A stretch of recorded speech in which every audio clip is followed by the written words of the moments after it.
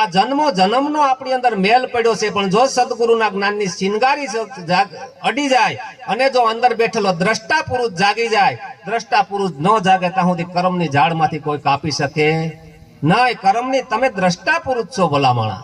જો અંદર દ્રષ્ટા પુરુષ જાગી જાય તો આ કર્મની ઝાડ કપાય, ને કર્મની ઝાડ કપાય એવી નથી. કારણ કે કર્મની ઝાડમાંથી આને બારો કાઢવો ખૂતેલો છે અનાદિથી.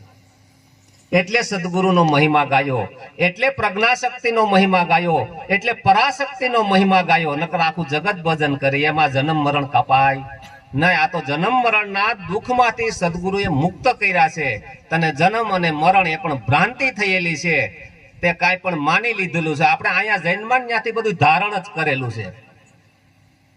એક સેકન્ડ આપણે કાંઈ પણ માયના વગર નથી રહી શકતા. કોઈ એક સેકન્ડ રહેવાનું ખાલી કેટલું કાંઈક ને કાંઈક આપણે સંકલ્પમાં માની લઈએ છીએ. માની લઈએ ને એટલે માનસિકતા બંધાય છે, ને આ માનસિકતા તૂટતી નથી. હકીકતમાં આ બધું અલગ પુરુષ છે, ક્યાંય કઈ લખેલું જ નથી. એલા કોઈ વસ્તુ લખેલ નથી. એટલે કીધું અલખને જોતા થઈ ગઈ હું આંધળી, છૂટા મારા જન્મ મરણના પાસ, અગમ ઘેરે હું તો જઈ સળી. અલખને જોઈ એટલે આંધળી થઈ ગઈ. આંધળી થઈ ગઈ ને આ જગત દેખાય છે ને, જગત દેખાતું બંધ થઈ ગયું. સદગુરુનો બોધ બહુ ગહન છે, સમય બહુ ઓછો છે.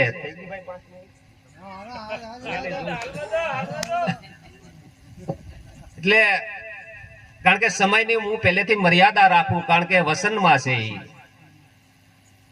જે સમય મળ્યો ને. ખરેખર નારાયણ બાપાની તિથિ નિમિત્તે નારાયણ બાપાને હું આમ સત્સંગમાં મળેલા વાસાવડ એકાદી વખત, પછી ત્યારે હું સુરત રહેતો.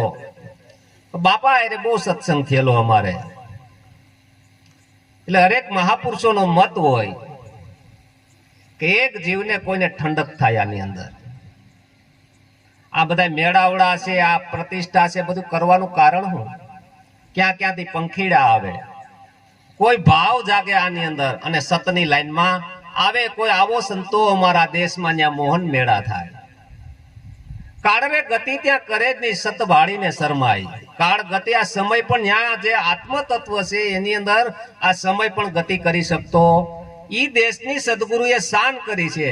તો આપણે આખા દિવસમાં કયા દેશમાં રહી છે આપણે નક્કી કરવાનું.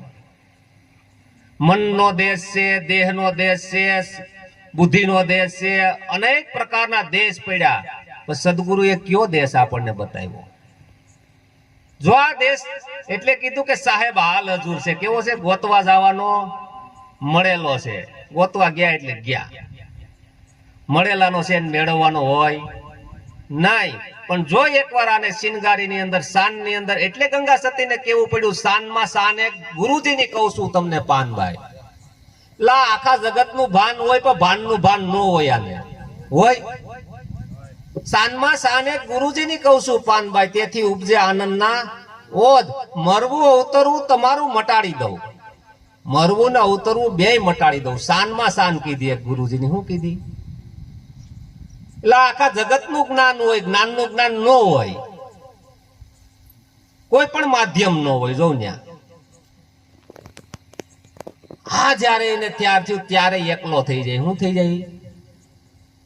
આ વિશ્વમાં હું સતાર में एक हूं, दूसरो कोई नहीं. आ मुझे मेरी मस्ती कहां लेके आई?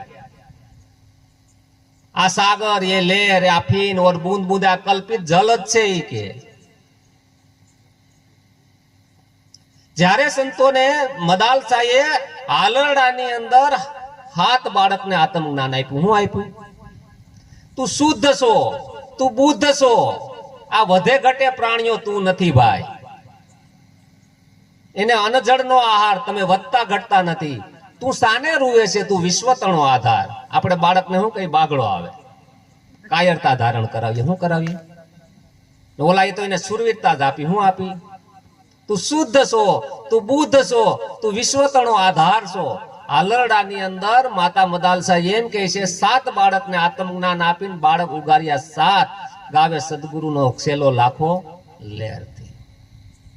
વધે ઘટે જે પ્રાણીઓ, આ હાડકા ને બધું છે, એ બધું આખું વર્ણન કર્યું છે એની અંદર. ખરેખર ગહન વસ્તુ છે આ વસ્તુ. જો આત્મજ્ઞાન, કારણ કે આત્મજ્ઞાન છે એટલે વસ્તુ પોતાને જ નક્કી થતી જાય અને પોતે જે બાદ કરતા કરતા કરતા જેનો બાદ ન થાય તમે સ્વયં પોતે હોય. બધાય પડદા હટાવતા હટાવતા હટાવતા જે પડદો હટે નહીં એટલે તમે પોતે. એટલે નાઝીર કહે છે, કહે બ્રહ્માનંદ કહે છે, કહે બ્રહ્માનંદ મિટા દે પડદા તો ઘટોઘટ દર્શન પાવું. આ પડદા વગરના પડદા પડી ગયા છે ને એટલે નીકળતા નથી. હું કોઈ માન્યતાના પડદા પડ્યા છે, વેમના પડદા પડ્યા છે, કરતાપણાના પડ્યા છે, અનેક પડદા પટી ગયા પડ્યા છે. આ બધું હટાવી શક્યો પણ પડદા હટાવી શક્યો, સૂક્ષ્મ જગતની અંદર જઈ શક્યો, આ સ્થૂળ દ્રષ્ટિ મટાવી શક્યો નહીં, આ પ્રપંચના પડળ તોડી શક્યો નહીં. એટલે કીધું કે સદગુરુના શબ્દો અગાધ છે, વાયુ ફોડો તો ખબરું પડે. હવે સમયની મર્યાદા છે, પછી આપણે મળશું પાછા ક્યારેક. કારણ કે ખૂબ ખરેખર આ પ્રસંગની અંદર અમને ખૂબ આનંદ આવ્યો.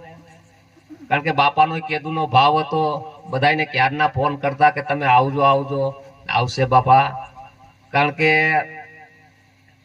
અમને અવારનવાર આશ્રમમાં આવવાનું થતું જ હોય છે ને બધાય ભજન પ્રેમી અને ખરેખર બહુ ભાવવાળા બધા, એટલે અમને આનંદ આવે છે.